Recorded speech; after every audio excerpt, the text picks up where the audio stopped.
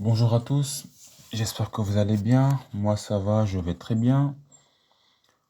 Aujourd'hui, nous allons parler d'un sujet à la fois sensible, complexe et extrêmement actuel. Mayotte est le 101e département français depuis 2011. Aujourd'hui, Mayotte est au cœur d'un paradoxe. C'est à la fois l'un des territoires les plus pauvres de France et l'un des plus stratégiques.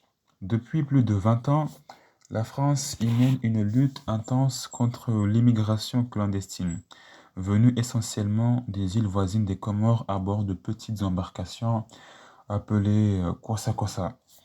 Malgré les moyens militaires, les radars, les patrouilles maritimes, les opérations coup de poing, les reconduites à la frontière, l'immigration clandestine ne faiblit toujours pas. La question est très simple. Pourquoi l'État n'arrive-t-il toujours pas à contrôler les côtes de Mayotte? Premièrement, pour comprendre, il faut d'abord regarder la carte de Mayotte. Mayotte, c'est une île minuscule, entourée par plus de 200 km de côte, située à seulement 70 km de l'île d'Anjouan. C'est comme si on voulait essayer de surveiller la Méditerranée, mais concentré sur un tout petit territoire. Les kwassa-kwassa qui traversent la zone sont rapides, très légers, difficilement détectables par radar et capables d'arriver n'importe où sur l'île. En clair, sur le plan géographique, Mayotte est presque impossible à verrouiller. C'est comme si on voulait fermer un seau qui est percé à 10 endroits avec seulement deux doigts. Deuxièmement, depuis les années 2000, l'île fait face à l'une des plus fortes pressions migratoires du monde, proportionnellement à sa population. Quelques chiffres marquants. La population de Mayotte a doublé en 20 ans. On estime qu'environ 40% de la population est en situation irrégulière. Les chiffres sont variables, mais souvent avancés. Les femmes comoriennes viennent accoucher à Mayotte car un enfant né sur place devient français à sa majorité. Pourquoi cette pression? Parce que Mayotte est française, donc plus riche, plus stable, mieux équipée, mieux soignée, mieux éduquée que les Comores. Le SMIC à Mayotte peut représenter 7 à 10 fois le salaire moyen d'un Comorien. Le système de santé, malgré ses difficultés, reste 100 fois supérieur à celui des îles voisines.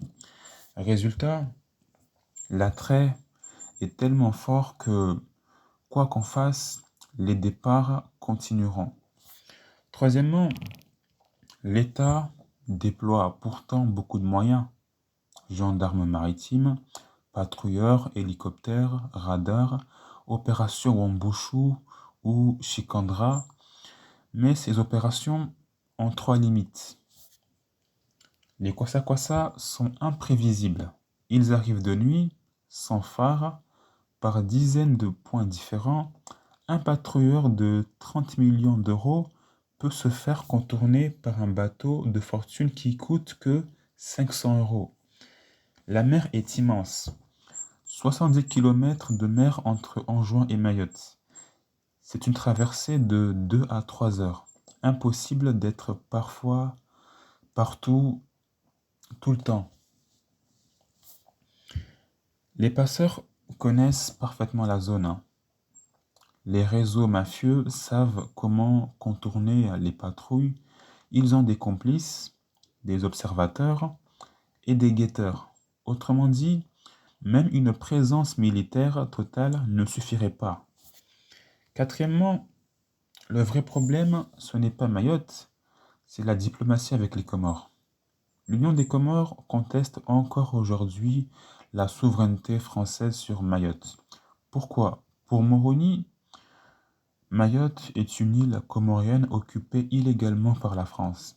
Résultat, les Comores refusent parfois de reprendre leurs ressortissants expulsés. Les négociations sont tendues. Le gouvernement comorien utilise parfois la question migratoire comme pression politique.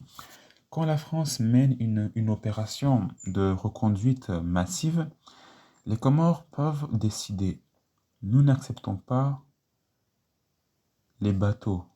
Enfin, nous ne les acceptons plus. Et tout se bloque immédiatement. Sans coopération comorienne, la France ne peut rien faire. Cinquièmement, il y a une contradiction majeure. Mayotte est française, mais pas totalement traitée comme un département français. Pendant longtemps, on a eu des infrastructures en retard, une police sous-dimensionnée, une justice débordée, une pauvreté massive et un chômage record. Ce décalage crée un cercle vicieux. Plus il y a de la pauvreté, plus la société est fragilisée. Plus elle est fragilisée, plus l'immigration déstabilise. Plus il y a d'immigration, moins l'État contrôle. La situation socio-économique de Mayotte est aussi une cause, pas seulement une conséquence. Sixièmement, il y a 4 raisons majeures. Pourquoi on n'arrive pas à fermer Mayotte? Il faut savoir que Mayotte a une carte géographique impossible à contrôler.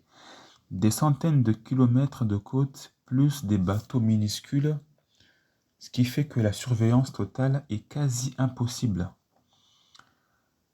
La pression migratoire est inarrêtable. La différence de niveau de vie entre Mayotte et les Comores est trop grande. La diplomatie, elle est fragile. Sans coopération comorienne, aucun plan n'est viable. Mayotte est française sur le papier, mais n'a jamais eu les moyens réels d'un département. En conclusion, ce n'est pas une question de moyens, mais de réalité géographique, sociale et diplomatique. Tant que les Comoriens resteront pauvres, instables et proches, l'immigration clandestine vers Mayotte ne pourra jamais être stoppée totalement. On peut la réduire, mais jamais l'éliminer. En conclusion, Mayotte n'est pas seulement un problème migratoire, c'est un problème historique, politique, géographique, diplomatique et social.